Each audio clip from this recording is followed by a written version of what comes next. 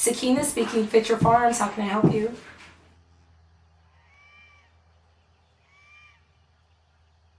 You can't take a long time going outside. So I'm going to give you about 5 minutes to get dressed, to head outside. Okay.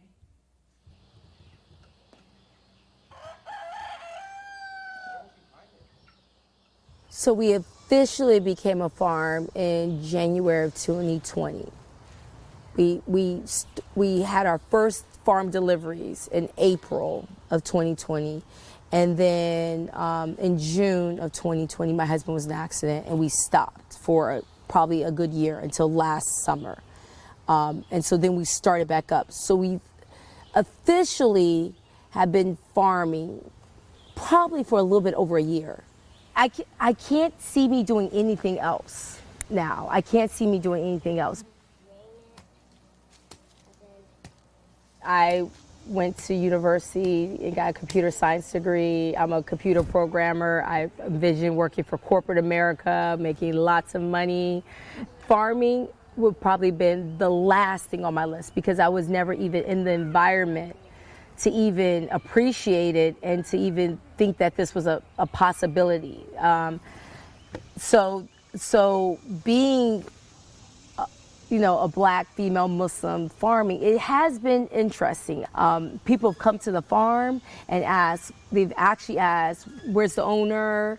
And I'm like, it's me, and they're like, oh, okay. And so I get that quite often, especially with being Muslim. This is men, a lot of times they're used to taking charge and they're the ones out there with the animals. And so they're not used to necessarily seeing a woman doing it. I have my boys that they're the backbone of this. But I do believe in order to manage and to run a business, you have to know how to do it yourself. So I know how to do all the slaughtering. I know how to do all the things that I teach my boys to be able to do. I do believe in my girls and my boys knowing how to do every part of their life. Whether it's the boys in the kitchen cooking, whether it's the girls outside catching a lamb yesterday, So I do believe that they have to be well-rounded. Oh yeah, Mommy, I remember when y'all picked out mint, and then you sat there for really long, and it was summer that time. It grew really hot, became really hot, and then it dried up, and then I was able to make some tea for Daddy. I've met someone in California that is a black woman, Muslim farmer who has 12 children.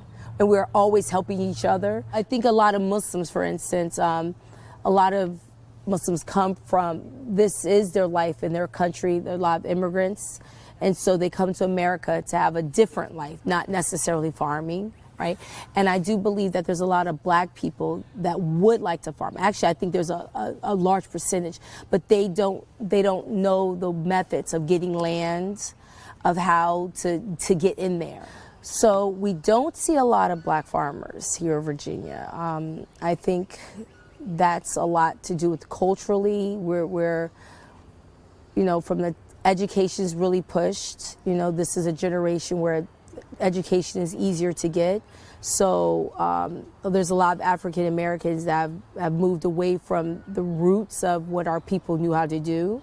But now we're seeing a resurgence of it. We're seeing a lot more people interested in it. So there's a lot of beginner black farmers, but there's not a lot of experience black farmers. And it's good to see people that look like you in this so you could see that you could be successful at it. It's about knowing that this other black farmer was successful. He was black and he did it. So I know I can do it too.